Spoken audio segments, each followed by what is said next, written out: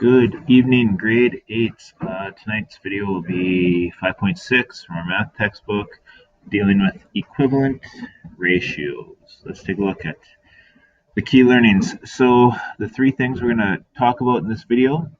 One, that equivalent ratios are equal. Two, an equivalent ratio can be formed by multiplying or dividing the terms of a ratio by the same number. Show you examples of that. And number three, a ratio in its simplest form a ratio is in simplest form when its terms have no more common factors. That's a lot to get through, and let's get started.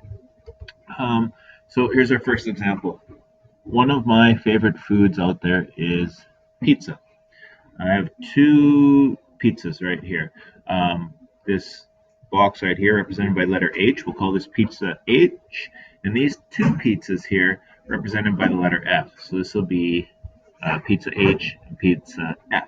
All right. So for this pizza H, let's write a ratio. So we want to do these little round things right here. Very tasty, known as pepperoni. So this is just going to be a straight up pepperoni pizza.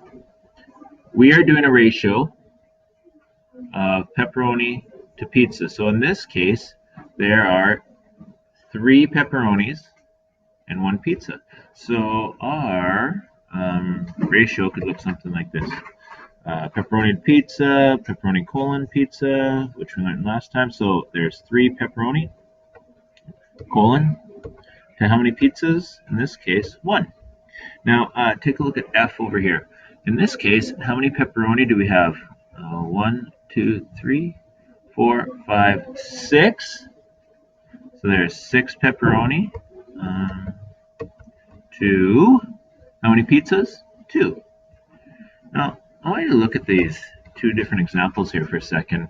If you were to eat pizza H, or if you were to eat one of the pizzas from F, would the quality be any different? And what I mean by that is, if I ordered this pizza here, or this pizza here, or this pizza here, would any of them have any more pepperoni than the other ones? And the answer is no.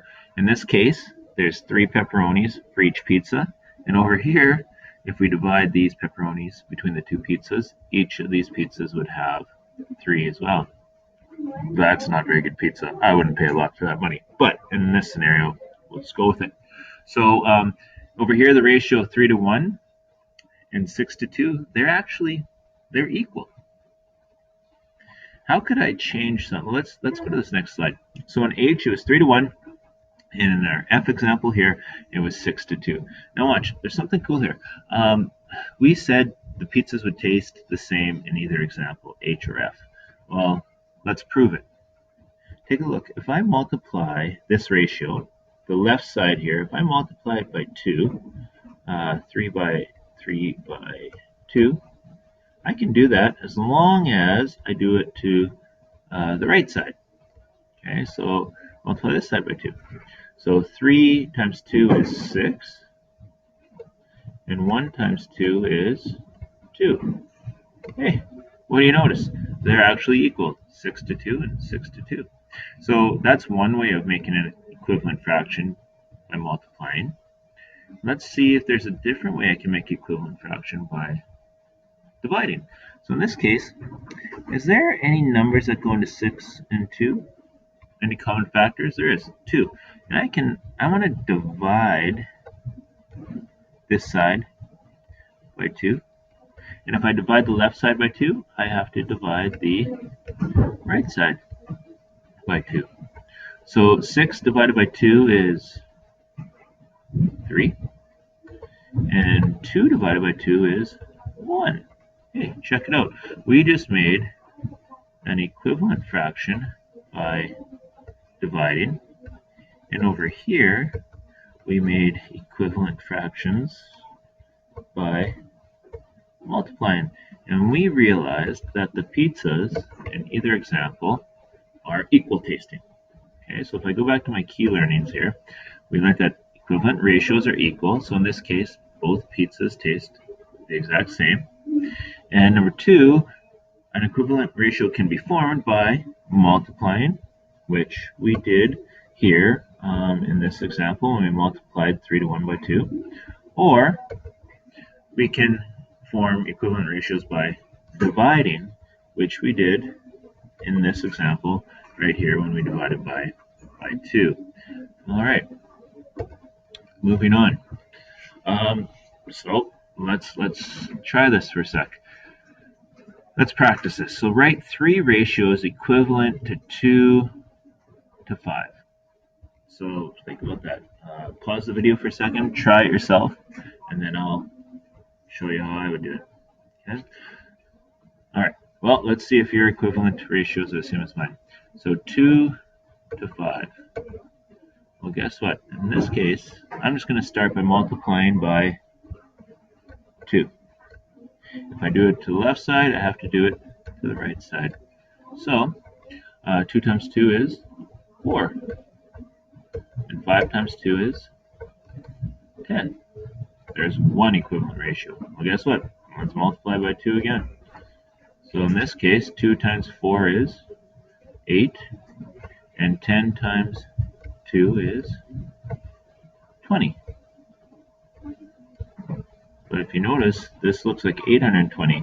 That's because I forgot to add the colon for the ratio, which is very important when dealing with ratio.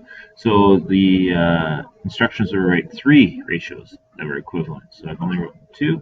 Let's do it again. Multiply by 2. Over here, multiply by 2.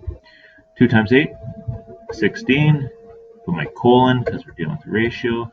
And 20 times 2 is 40. So there you go. If you were to have 2 pizzas that shared 5 pieces of pepperoni between them, or 4 pizzas that shared 10 pepperonis between them, or 8 pizzas that shared 20 pepperonis between them,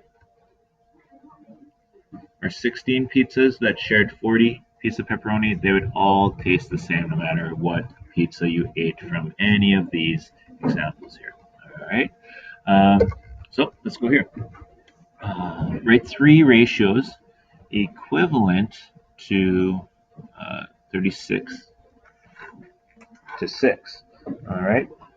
So the one thing I want to show you is we can divide this by 2. So let's rewrite this. Let's do this again, but this time let's make equivalent ratios using dividing. So let's divide by 2. 36 divided by 2 is 18. And if we divide the left side by 2, we have to divide the right side by 2. And that becomes 3. Another one I could do is I could divide 36 by 6. I could divide it instead of by 2. I could divide by 3. And if I divide the left side by 3, I divide the right side. And 3 goes into 36 12 times. And 3 goes into 6 2. Right? But I have to write 3 ratios. And you know what? Let's do this, cross these out. You know what I could do? I could divide 36 by 6. And 36 divided by 6 is 6. And 6 divided by 6 is equal to 1. Now, same thing. So if you had 6 pizzas with 36 pepperonis between them all, or 3 pizzas with 18 pieces of pepperoni shared amongst them, or 2 pizzas with 12 pepperoni, or if you just had 1 pizza that had 6 pieces of pepperoni, they would all be the same quality. Now, let's take a look at this video here. Oh, I see I'm running out of time. I'm going to stop this, and I'm going to make it a 2-part video. All right, grade 8s, just give me a second.